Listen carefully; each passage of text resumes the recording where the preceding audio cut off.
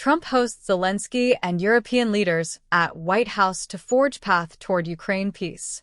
Washington, D.C., August 18, 2025. In a pivotal show of diplomatic engagement, President Donald Trump welcomed Ukrainian President Volodymyr Zelenskyy and a high-level delegation of European leaders, including representatives from Germany, France, Italy, the United Kingdom, Finland, the European Commission, and NATO, to the White House to pursue a strategy for ending Russia's war on Ukraine. The atmosphere reflected a welcome shift from the earlier, more contentious February Oval Office encounter. This time, there was a noticeably more collaborative tone. European leaders stood firm in unity behind Ukraine, providing ballast to Zelenskyy amid emerging discussions of land concessions. President Trump stated that a ceasefire was not necessary for achieving peace, referencing that several of his peace agreements in 2025 were struck without such measures. While he acknowledged the humanitarian appeal of a ceasefire, he emphasized the possibility of negotiation while they're fighting. This stance diverged from European calls for a halt to hostilities before dialogue could proceed.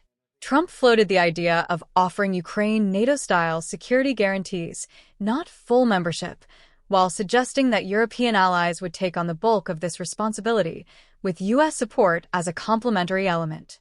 He further claimed that President Putin may have agreed to accept such Western security assurances.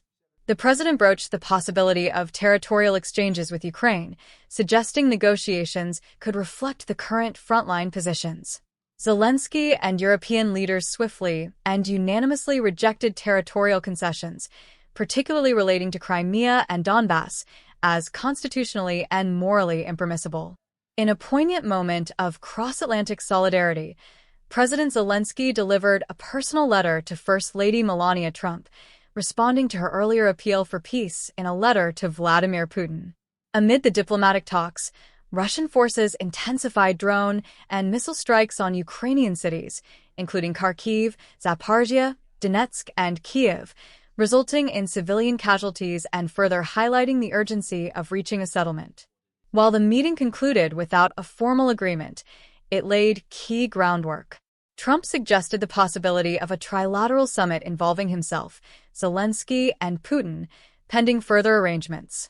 The engagement underscored both the complexity of conflict resolution and the shifting contours of Western alignment on Ukraine.